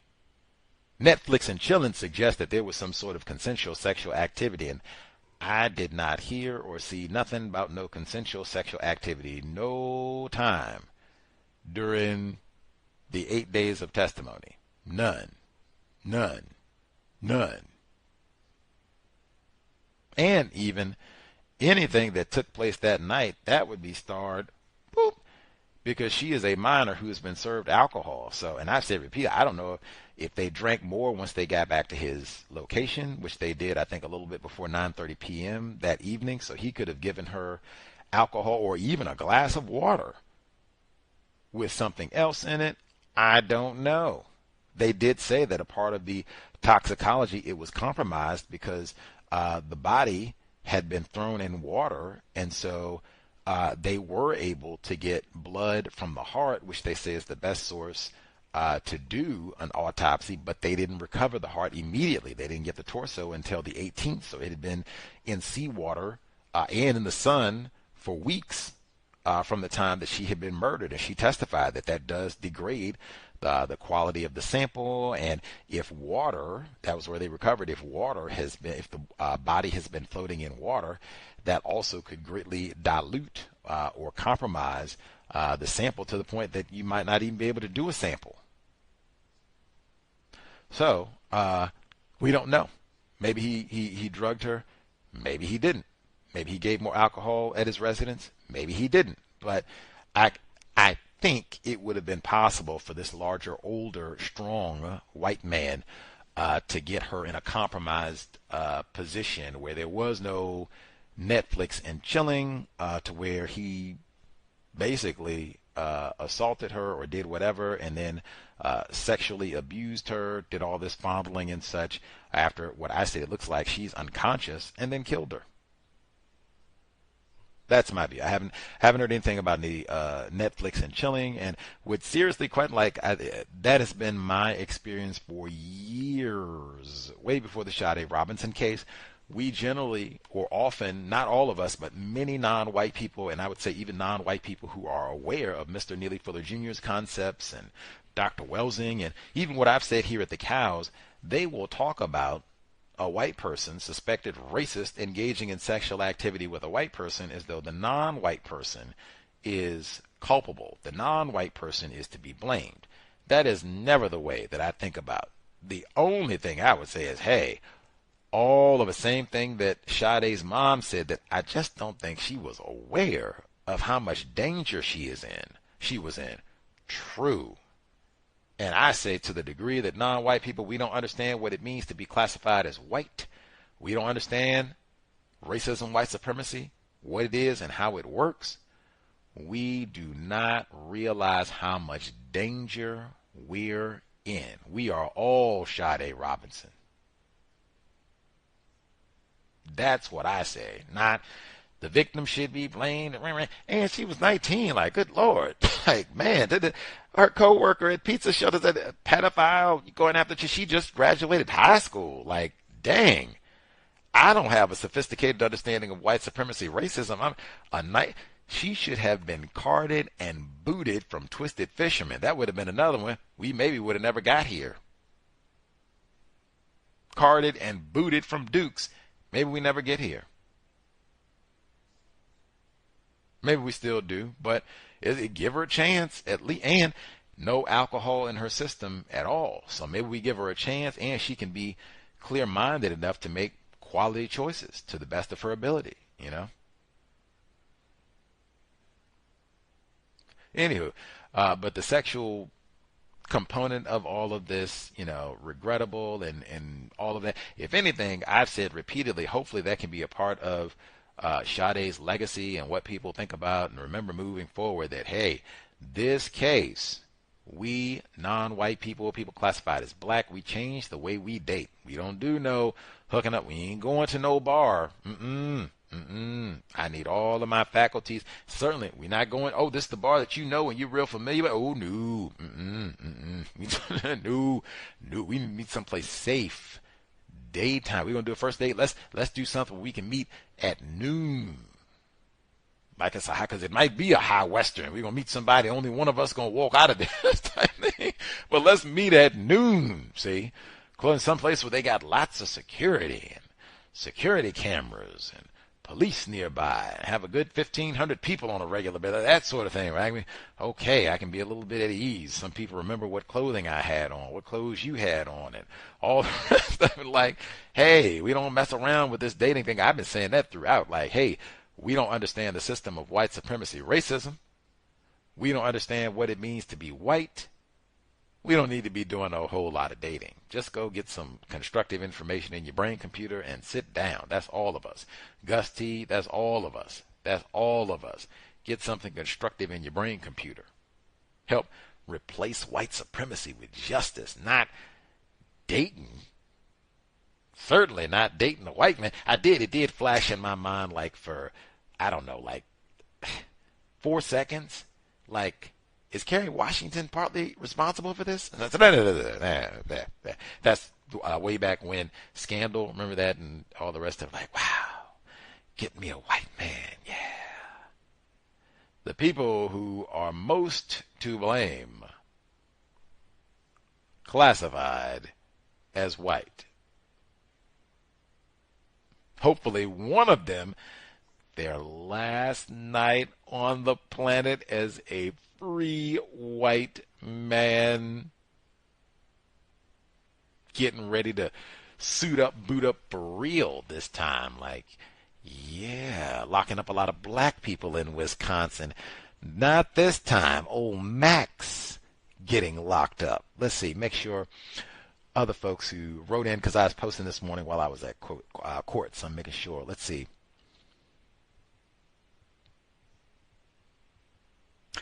Someone asked, you would think the police would perform a forensic excavation of that entire area. Did they? From my understanding, they did. People went out, combed the beach, they searched the area. However, they did say it was very difficult to search this area because, once again, it was cold, it was raining, and it was very windy. There was a very high tide. The officer testified that they had to actually move the leg, I think twice at least, out of fear that the current was going to come in and sweep the leg away. So they had to move it out of its original position. So that's just how turbulent it was down there on the beach at Warnemont Park back in early April of 2024. So it wasn't and in fact, they said that they requested the Coast Guard to come in to aid with the search, but the request was denied because it was too dangerous. I told you it was windy and all the rest of it. It was cold. It was still kind of winter, at that time. Early April, it's not balmy now, but it was substantially colder then than it is now, first week of June. So, but yeah, to the degree that they were able, they did search the beach, they say, and they did not locate any further remains at that site. Other remains were recovered later on in the month and or months later on other beaches south, as though they were carried by the current.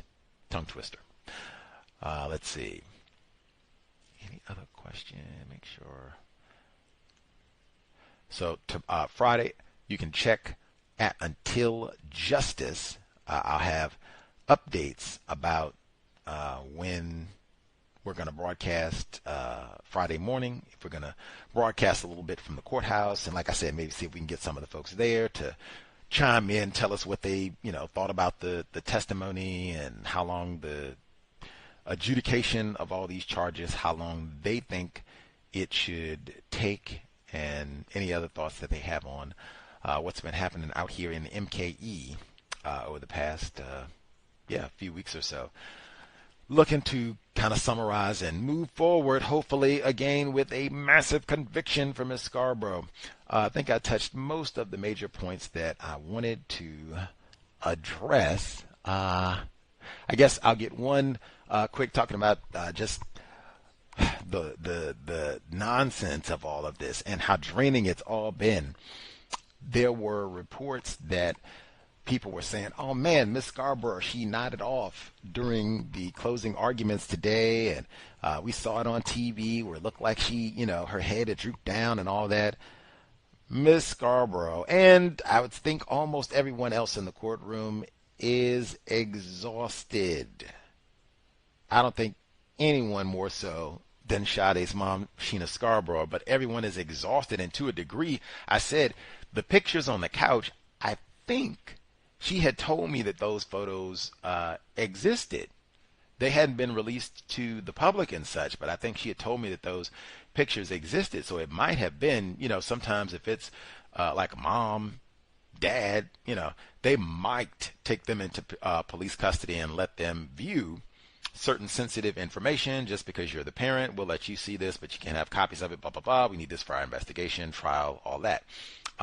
So she might have already seen some one of those images or what have you. Just even that alone, that you've had to see and carry all that for a year, and then waiting on a trial that got delayed 6 months, and you got to carry all that, and knowing her parents, talking about Miss Scarborough, that her parents are going to have to see all this. Her brother is going to have to see all this. Sade's dad is going to have to see all this. Her other child is going to have to see all this. And on and on and on. It has been exhausting having to sit in a court of law with a suspected racist who they got on, not on camera, they got on his camera, phone, groping her daughter the night she died, and then turn around and, oh no, I'm innocent. I ain't killed nobody. No, I'm a peaceful and godly man. I'm a spiritual white man. I don't do no killing. No, I don't do no. What you mean? No. Come on. I mean, you can't even fathom.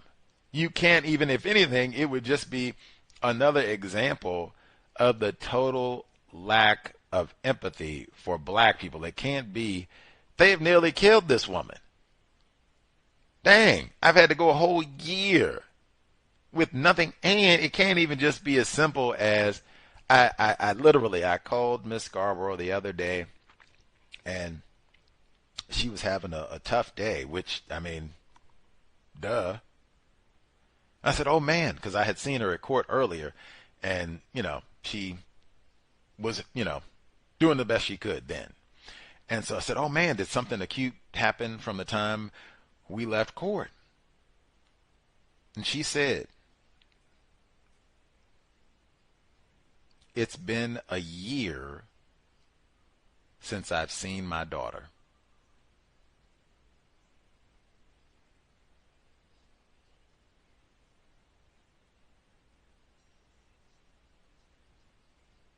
I was waiting because I thought she was going to, because I had said, did something acute happen? Did they, And I was waiting, and that's what she said. And I said, oh. Gus is an idiot, see? I don't have children. I am not a parent, which I have to remind her of, well, I don't have to remind her, she knows, but I just remind her for me and her, I am not a parent. I don't have children.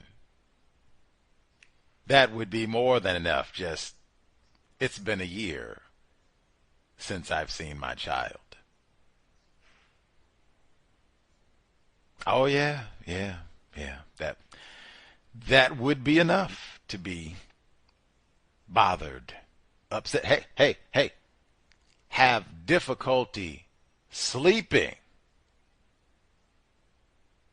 I said something about that before, didn't it? It's been so excruciating. I have had difficulty sleeping. I had random white people in court today say, oh my Lord, Gus, I listened to the podcast. I have had nightmares about this case and difficulty sleeping. I've heard that from lots and lots of folks since I have been in. People who haven't even been at the trial have told me that.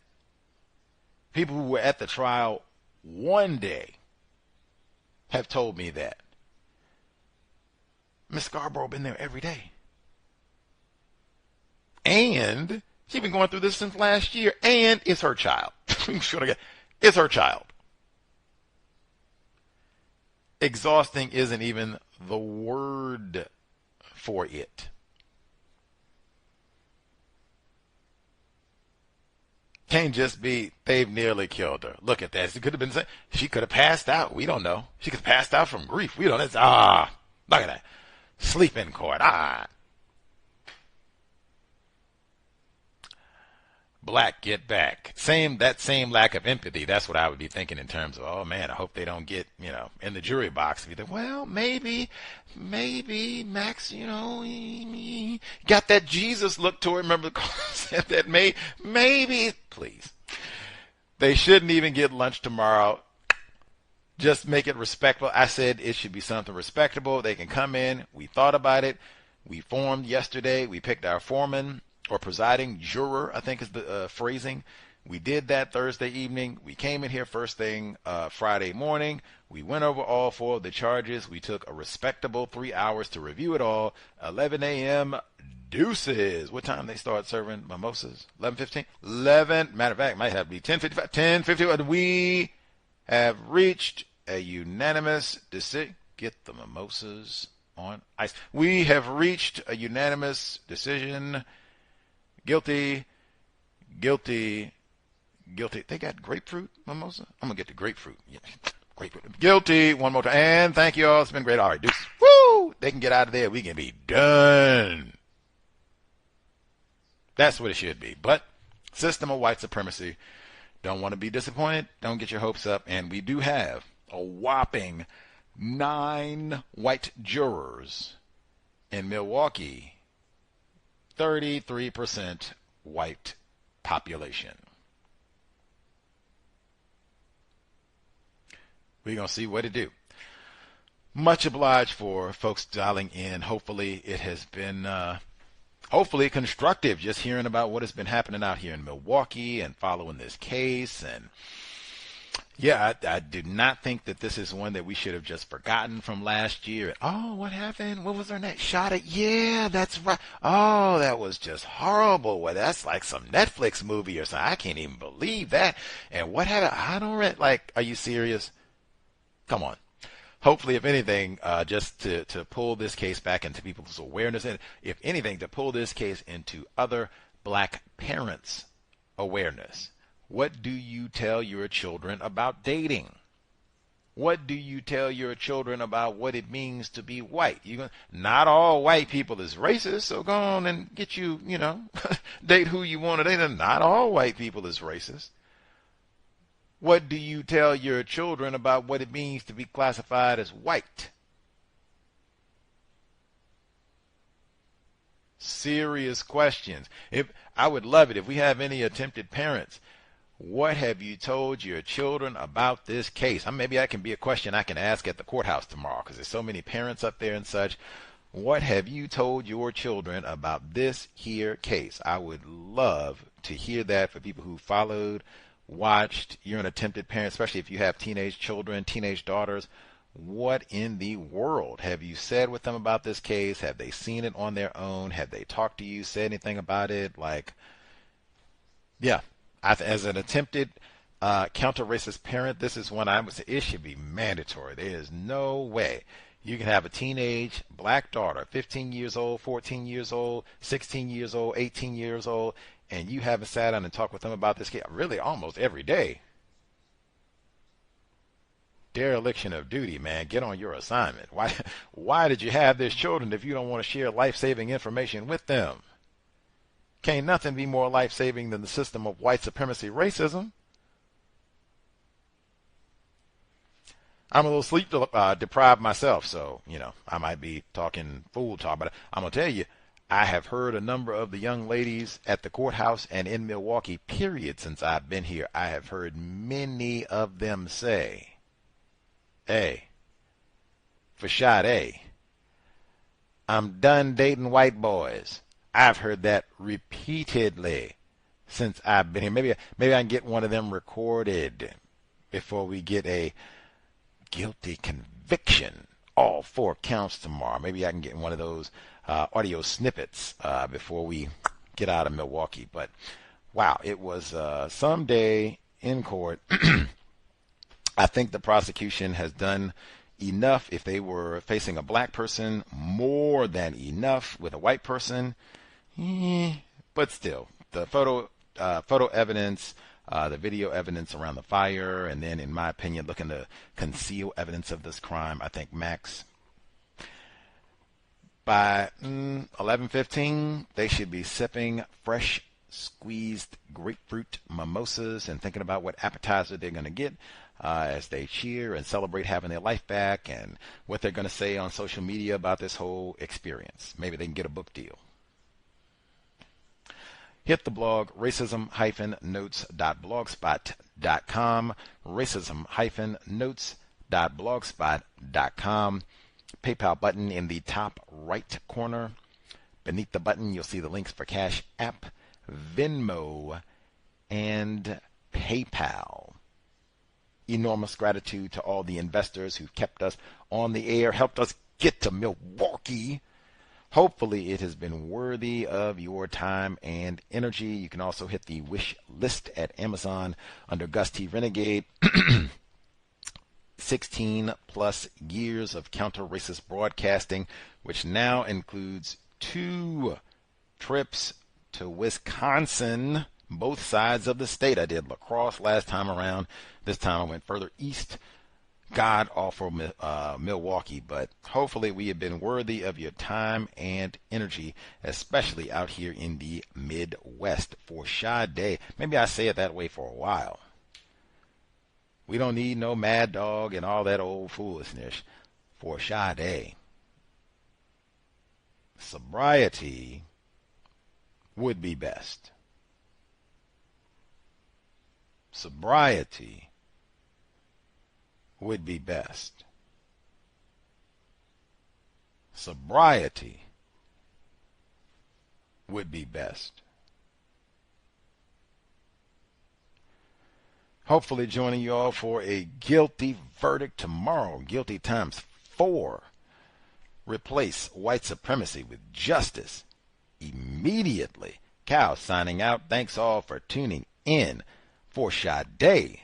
Sobriety would be best.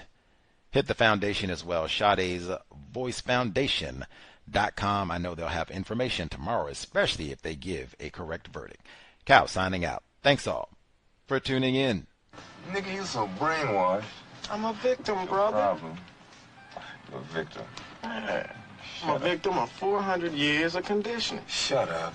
The man has programmed my conditioning. Even my conditioning has been conditioned.